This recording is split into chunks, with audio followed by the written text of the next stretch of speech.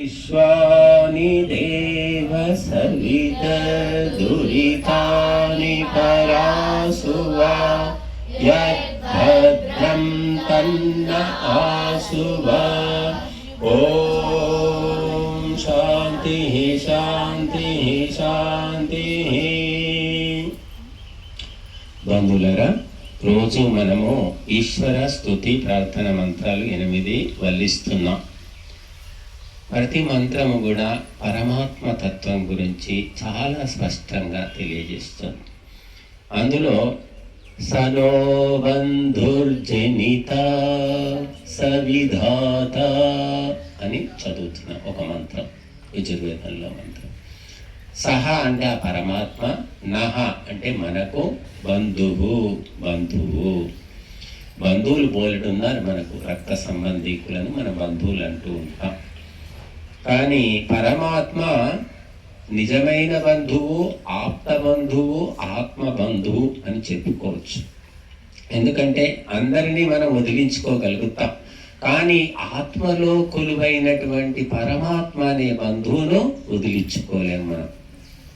మనం వదిలినా పరమాత్మ వదిలిపెట్టాడు. కాబట్టి పరమాత్మ నిజమైన బంధువు అని చెప్తున్నాయి శాస్త్రాలు. అందుకే చూడండి, మీరు మహాపురుషులు, మహాత్ములు, తపస్సులు, యోగులు ఈ ప్రపంచ పోకడకు వ్యతిరేకంగా నడుస్తూ ఉంటారు వాళ్ళు. మహర్షి దయానందుడు ఒంటరి పోరాటం చేశాడు. వెనక ఆయుధాలు లేవు, గుర్రాలు, ఏనుగులు, ఎటువంటి వాహనాలు లేవు, ఎటువంటి వ్యక్తులు లేరు, శిష్య సమూహము లేదు, ఏమీ లేదు, ఒంటరి పోరాటం. అంటే ఆయన ఆత్మలో ఉన్న ఆ పరమాత్మను తత్వాన్ని మేలుకొలుపుకొని తన బంధువుగా గుర్తించి ఆ శక్తితోటి ఆయన నడిచాడు. కాబట్టి చాలా మంది ఈనాడు మనం చూస్తున్నాం, రక్త సంబంధీకులంతా కూడా రక్తం పీల్చే జలగల్లాగా తయారైపోయారు. చాలా ఘోరమైనటువంటి విషయం. కడుపున పుట్టిన వాళ్ళు కడుపు అంటే గర్భశోకం కలిగిస్తూ ఉన్నారు.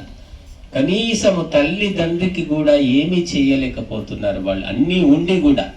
కాబట్టి దీనికి కారణం ఏమిటంటే మానసికమైన దారిద్ర్యము, భావ దారిద్ర్యం అంటారు. కనుక నువ్వు భగవంతుడిని నీ బంధువుగా గుర్తిస్తే, తెలుసుకుంటే, ఆ భగవంతుని యొక్క ఆదేశం ప్రకారంగా నడిస్తే, నిజంగా నీకు ఏ ఊరు పోయినా, ఏ వీధికి పోయినా బంధువులే బంధువులు, ఈ రక్త సంబంధీకులు మనం ఇక్కడికి వచ్చాం, మనం ఎవ్వరము కూడా ఒకరికొకరు తెలియదు, కానీ అందరకు మనసులు కలిశాయి, ఒక బంధుత్వం ఏర్పడింది. ఇదేమిటిది? ఆత్మ బంధుత్వం అంటారు. ఇది డబ్బులతో కొనుక్కునేది కాదు. భగవంతుడనే ఒక తత్వం వల్ల ఇక్కడ మనం కలుసుకున్నాం. కాబట్టి ఎవరైతే పరమాత్మను నమ్ముకుని గడప దాటి బయటికి వస్తారో వారికి తప్పకుండా భగవంతుడు బంధువుగా సహాయం చేస్తాడు. ఇంకా కొత్త కొత్త కొత్త బంధువులను చూపిస్తాడు. గడపలో ఉంటే ఒకరే తల్లి, ఒకరే తండ్రి, ఒకడే అన్నో తమ్ముడో అక్కో చెల్లెలో, కానీ గడప దాటి ధర్మం కోసం నువ్వు అడుగు పెడితే ఊరంతా మన బంధువులే అని మాకైతే జీవితంలో అర్థమైంది. కాబట్టి మనము ఆ ధర్మ రక్షకుడైన పరమాత్మను బంధువుగా గుర్తించాలి. బధ్నాతి బంధయతి ఇది బంధువు అని చెప్పారు. బంధించేవాడు బంధువు. భగవంతుడు మన ఆత్మను బంధించి ఉన్నాడు, ఆత్మలో కొలువై ఉన్నాడు భగవంతుడు. కాబట్టి ఆ పరమాత్మ మనకు నిజమైన ఆప్త బంధువు. తర్వాత జనిత, పుట్టించినవాడు, ఈ బ్రహ్మాండాన్ని పుట్టించినవాడు పరమాత్మని, మనందరినీ పుట్టించినవాడు, సమస్త జీవకోటిని, సజీవ నిర్జీవ సృష్టిని రచించినవాడు ఒకే పరమాత్మ. అందరూ ఏమనుకుంటారంటే, మనం చెప్పుకుంటాం తల్లి, తండ్రి, గురువు, ముగ్గురు దేవతలు, తల్లిదండ్రుల వల్లనే మనం పుట్టామనుకుంటాం. అది ఒక దృష్టి, స్థూల దృష్టి. సూక్ష్మానికి వెళితే ఆ తల్లిదండ్రులను కూడా పుట్టించిన వాడు అందరికీ కూడా పరమాత్మనే జనిత, జనకుడు, జనయిత్రి. ఇదే అత్యంత ఉన్నతమైన సత్యం. ఈ సత్యము ఎప్పుడు తెలుసుకుంటామో అహంకారం అనేది పోతుంది. చాలా మంది నేను కన్నాను రా నిన్ను, 9 నెలలు నా కడుపులో పోసి కన్నా, ఇలా మాట్లాడతావా, నేను చెప్పినట్టు వినవా అని ఈ రకంగా ఆవేదన పడుతూ ఉంటారు. కానీ 9 నెలలు మోసిన ఆ తల్లికి కడుపులో శిశువు ఎలా పెరుగుతున్నాడు, ఏ ఆకారం దాలుస్తున్నాడు, ఎప్పుడు కాళ్ళు ముస్తున్నాయి, ఎప్పుడు కళ్ళు మొలుస్తున్నాయి, ఏది తెలియదు. మరి కన్నది తల్లే. మరి నువ్వు తల్లివైతే మరి తెలియాలి కదా నీకు. నీ పొట్టలో తయారయ్యాడు, వేలిపోతే వేలిస్తావా, కాలిపోతే కాలిస్తావా? ఏమీ చేయలేదు, నిమిత్త మాత్రం అన్నమాట. కేవలం మనం బస్సులో పోయి కూర్చుంటాం, బస్సు చేసింది ఎవడో, రోడ్డు వేసింది ఎవడో, నడిపేది ఎవడో ఏమీ తెలియదు, కానీ బస్సు పోతూ ఉంది. నేను టికెట్ తీసుకున్నా కాబట్టి బస్సు పోతుందని మనం అనుకుంటాం. అటువంటి స్థితిలో ఉన్నాం. కాబట్టి తల్లిదండ్రులు కూడా తల్లిదండ్రుల ఆదేశం కంటే భగవంతుని ఆదేశము గొప్పది, అది తెలుసుకోవాలి. మనకు ఊహ తెలియనప్పుడు తల్లిదండ్రుల మాటలు వింటూ ఉంటాం. తెలిసిన తర్వాత, భగవంతుని తెలుసుకున్న తర్వాత, భగవంతుని ఆదేశము కంటే తల్లిదండ్రుల ఆదేశము గాని, గురువుల ఆదేశం గాని గొప్పది కాదు. అది తెలుసుకున్నప్పుడు మనము త్వమేవ మాతా చ పితా త్వమేవ త్వమేవ బంధుశ్చ సఖా త్వమేవ త్వమేవ విద్యా ద్రవిణం త్వమేవ త్వమేవ సర్వం మమ దేవ దేవ అని తెలుసుకుంటాం. కనుక మహర్షి దయానందుడు చాలా చిన్న వయసులో 15-16 ఏళ్ల వయసులోనే ఇల్లు వదిలిపెట్టేశాడు. ఆయన తల్లి, తండ్రి, ఆ బంధువులు అందరినీ వదిలిపెట్టేశాడు. ఆయన వదిలిపెట్టాడు కాబట్టి ఈ రోజు మనం ఇక్కడ యజ్ఞం చేసుకుంటున్నాము, మంత్రాలు చెప్పుకుంటున్నాము, వేదమాత యొక్క దివ్య వైభవాన్ని వర్ణించుకుంటున్నాం. ఈ నా ఇల్లు, మా అమ్మ, మా నాన్న, మా పొలము, మా ఆస్తులు అని కూర్చుంటే ఆ వేద సందేశం ఇక్కడి వరకు వచ్చేది కాదు. కనుక ఇది అన్నిటికంటే గొప్ప త్యాగము. కాబట్టి అందరూ కూడా ఉన్నంతలో ఇల్లు వదిలిపెట్టాల్సిన పని లేదు. ఇప్పుడు వదిలిపెట్టినా అడవులు లేవు, కొండలు లేవు, గుట్టలు లేవు, ఎక్కడ పోయి ఉండడానికి వీలే. కాకపోతే ఇలాగ సమయం తీసుకొని మనము ధర్మ కార్యాలకు సేవ చేయాలి, ప్రచారం చేయాలి, వీలు చూసుకొని చేస్తూ ఉండాలి. అది ఈనాడు మనం చేయవలసిన పని. అది క్రైస్తవులు చేస్తున్నారు, మహమ్మదీయులు చేస్తున్నారు. వారి ఫ్యామిలీ వాళ్ళు వీధుల్లోకి వచ్చి ప్రచారం చేస్తున్నారు. కాబట్టి మనము కూడా స్వయం స్ఫూర్తితోటి, ఎవరో ఏదో ఇస్తారో ఇవ్వరో మనకు తెలియదు, మెచ్చుకుంటారో మెచ్చుకోరో తెలియదు. నీలో ఎప్పుడైతే ఈ ధర్మం అనే అగ్ని మండుతుందో అప్పుడు నువ్వు ప్రచారం చేస్తావు, తిరుగుతావు, చెప్తావు, నీకు బంధువులను భగవంతుడు ఇస్తాడు. కాబట్టి జనిత పరమాత్మ మనకు జనకుడు. జనిత చోపనేత యస్తు విద్యాం ప్రయచ్చతి అన్నదాత భయత్రాత పంచైతే పితరః స్మృతాః అని ఒక శ్లోకం మనం విన్నాం. 5 తండ్రుల గురించి చెప్పింది ఆ శ్లోకం. పుట్టించిన వాడు తండ్రి, తర్వాత ఉపనయనం చేసిన వాడు, విద్యాదానం చేసిన వాడు, తర్వాత అన్నదానం చేసిన వాడు, భయాన్ని పోగొట్టి రక్షించిన వాడు. ఈ 5 కూడా తండ్రులతో సమానము అని చెప్పారు. ఈ 5 లక్షణాలు భగవంతుల్లోనే ఉన్నాయి. 5 కాదు, 5 లక్షల తండ్రులతో సమానం పరమాత్మ. ఆయన పుట్టిస్తున్నాడు మనలందరినీ. తర్వాత ఉపనయనము అంటే బ్రహ్మజ్ఞానం కలిగిస్తున్నాడు, విద్యాదానం చేస్తున్నాడు, అన్నదానం చేస్తున్నాడు, భయాన్ని పోగొడుతున్నాడు, అన్ని చేస్తున్నాడు భగవంతుడు. బట్టి ఏకైక పరమాత్మను ఎవరైతే ఏకాగ్రతతో ఉపాసిస్తారో వారు సర్వ సంకటాల నుండి విముక్తమవుతారు. బట్టి దైవ భావన అనేది మనలో జాగృతం కావాలి. భగవంతుని మహిమలను తెలుసుకోవాలి. సవిధాత అంటున్నారు. ఈ మొత్తము బ్రహ్మాండాన్ని చేసి భగవంతుడు వదిలిపెట్టలేడు. విధి విధానాలు, నియమాలు కూడా ఏర్పరిచాడు, తెలియజేశాడు. కాబట్టి బిడ్డను కన్న తల్లి ఆ పద్ధతులు, మర్యాదలు కూడా నేర్పిస్తుంది. అలాగా భగవంతుడు విధాత, విధి విధానాలు ఏర్పాటు చేశాడు. వేదము ద్వారా తెలియజేశాడు, మహర్షుల ద్వారా తెలియజేస్తున్నాడు. అలాగే అంతర్యామి రూపంలో మన ఆత్మలో ఉండి కూడా చెప్తూ ఉన్నాడు, ఇది మంచిది కాదు, ఇది చెడ్డది, అది ఈ మంచి మార్గంలో వెళ్ళు, వాడు మంచి వ్యక్తి. ఇలాగ మంచి చెడుల స్ఫురణ కలిగిస్తూ ఉన్నాడు. తప్పుడు పని చేసినప్పుడు మనకు ఒక భయాన్ని కూడా కలిగిస్తున్నాడు భగవంతుడు. అది పుణ్యాత్ములు గుర్తిస్తారు. పూర్తిగా పాప సంస్కారాల్లో కూరుకొని పోయిన వారు గుర్తించారు.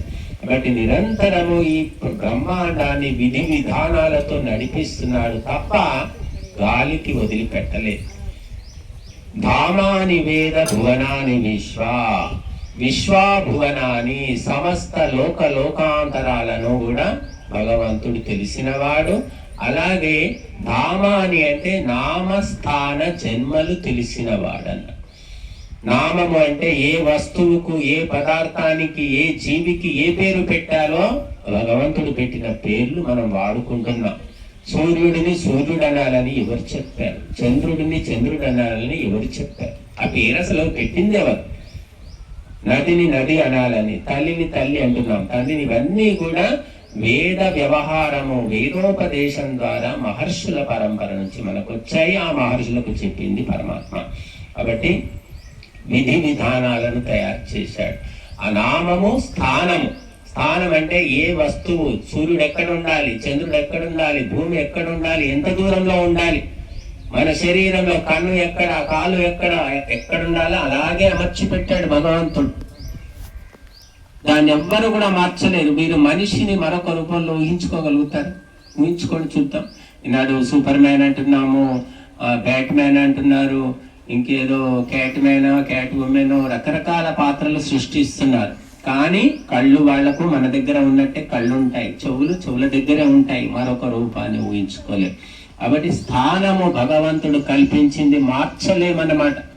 ఎవరి స్థానం వాళ్ళదే. ఈ బ్రహ్మాండంలో గ్రహాలు, ఉపగ్రహాలు, నక్షత్రాలు, గ్యాలక్సీలు అన్ని ఎక్కడుండాలో అక్కడ ఉన్నాయి, ఉంచాడు భగవంతుడు. ఉన్నాయంటే వాటికన్నా పోయి ఉండవు. కుర్చీ ఇక్కడ వచ్చిందంటే ఈ కుర్చీ నడుచుకుంటూ వచ్చిందా తనకు తానే? ఈ ప్రపంచమంతా జడమైనది, నిర్జీవమైనది. ఏది ఎక్కడ ఉండాలో ఆ స్థానాన్ని భగవంతుడు నిర్ధారించి అక్కడ స్థాపించాడు.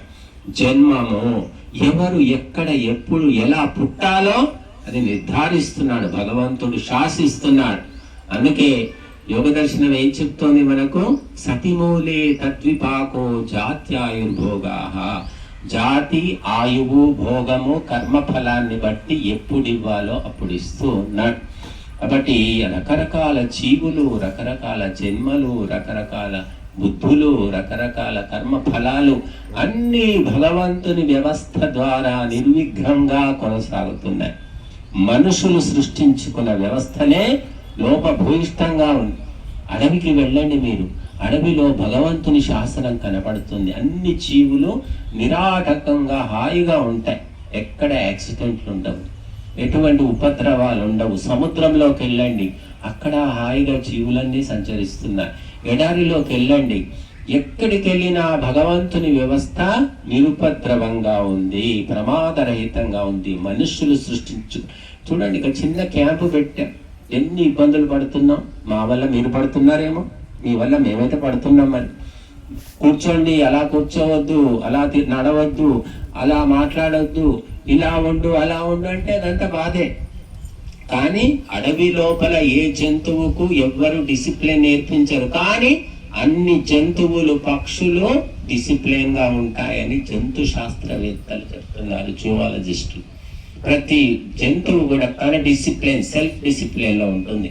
ఇక్కడ తోసుకోవడం, గుద్దుకోవడం ఉండదు.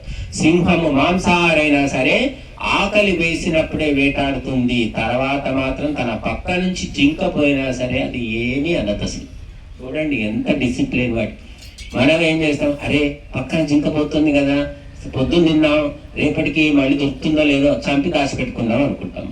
అంత అటువంటి ఆలోచన. కానీ సింహం ఒకసారి చంపిందంటే రేపటికి దాచిపెట్టుకోదు. కానీ మనం మాత్రం దాచిపెడతాం. కాబట్టి మనం భగవంతుని యొక్క శాసనము ప్రపంచంలో అన్ని జీవులు పాటిస్తున్నాయి, ఒక్క మనిషి తప్ప. ఆ మనిషిని ఉద్ధరించడానికి, బాగు చేయడానికి యజ్ఞము పుట్టింది, గాయత్రి మంత్రం పుట్టింది, వేదాలు పుట్టాయి, మహర్షులు పుట్టారు, చెప్పుకుంటూ వస్తున్నారు తరతరాలుగా. అయినప్పటికీ కూడా మెదడుకు పట్టిన బూజు, దుమ్ము వదలడమే లేదు. జన్మల నుంచి కూడా వాసనలు పట్టుకొని పీడిస్తున్నాయి. ఆ వాసనలు ఎంతెంతగా తొలగిపోతే అంతంతగా ఉత్తమ జన్మలు వస్తాయి, చివరికి మోక్షం కూడా వస్తుంది. కాబట్టి నామస్థాన జన్మలు తెలిసినవాడు. తర్వాత విశ్వాభువనాన్ని భువనాని విశ్వ యత్ర దేవా అమృతమానశానాః. దేవాః అంటే దేవతలు. దేవతలు అంటే ఎవరు, ఎక్కడుంటారు చెప్పండి? చాలా మంది ఎక్కడో ఉంటారు, స్వర్గం అనే స్పెషల్ ప్లేస్ లో ఉంటారు. వాళ్ళు కిరీటాలు పెట్టుకుంటారు, పీతాంబరాలు కట్టుకుంటారు, రత్నాల హారాలు వేసుకుంటారు. ఇలాగ ఒక రకమైనటువంటి ప్రచారం ఉంది. కానీ దేవతలంటే ఎవరు? విద్వాంసులు, పండితులు, ఆత్మవేత్తలు, యోగులు, తపస్సులు, వీళ్లను దేవతలు అంటారు. మనకు తెలిసిన దేవతలు తల్లి, తండ్రి, గురువు, ముగ్గురు దేవతలు. బట్ ఈ దేవతలు సర్వసంగ పరిత్యాగం చేసి పరమాత్మ తత్వాన్ని తెలుసుకొని ఆ తృతీయ ధామంలో ప్రథమ ధామము, ద్వితీయ ధామము, తృతీయ ధామం లోకమనమాట. ఆ తృతీయ లోకంలో అమృతాన్ని సేవిస్తూ అధ్యైరయంత స్వేచ్ఛగా విహరిస్తూ ఉంటారు. ఆ తృతీయ ధామం ఏమిటి అంటే ఈ ప్రకృతి ఒక ధామము, ఈ కనబడుతున్న ఈ బ్రహ్మాండము, ఈ ప్రకృతి ఒక ధామం. దీనికి మూలమైనటువంటి మూల ప్రకృతి రెండవ ధామం, పరమాత్మ మూడవ ధామం. అదే మోక్ష సామ్రాజ్యం అంట. అందులోపల పరమాత్మ, ఆ మోక్ష సామ్రాజ్యం లోపల విద్వాంసులంతా కూడా ఈ రాగ ద్వేషాలు వదిలిపెట్టేసి సంతోషంగా విహరిస్తూ ఉంటారు. కాబట్టి అమృతాన్ని సేవిస్తూ, అమృతం అంటే ఏమిటి? పరమాత్మ యొక్క ఆనందామృతము, జ్ఞానామృతాన్ని ఆస్వాదిస్తూ స్వేచ్ఛగా విహరిస్తారని రాశాడు మహర్షిదేవ్. స్వేచ్ఛగా, ఇక్కడ స్వేచ్ఛ ఉందా? ఉంది, లిమిటెడ్ గా ఉంది. కానీ ఆత్మను మొత్తము బ్రహ్మాండం అంతా పరమాత్మ ఉన్నాడు కాబట్టి ఆ అంతటా కూడా స్వేచ్ఛగా విహరిస్తూ ఉంటారు. కాబట్టి మనమందరం కూడా ఎంత జ్ఞానాన్ని పొందుతామో, ఎంత పరమాత్మను తెలుసుకుంటామో అంత స్వేచ్ఛను కూడా పొందుతాము, ఆత్మ విముక్తమవుతుంది. కాబట్టి మనము ఆ పరమాత్మ తత్వాన్ని తెలుసుకోవడానికి తప్పకుండా ఎంతో కొంత సమయాన్ని కేటాయించుకోండి, స్వాధ్యాయం చేయండి, ఆత్మోన్నతిని సాధించే ప్రయత్నం చేయండి. ఓం శాంతి.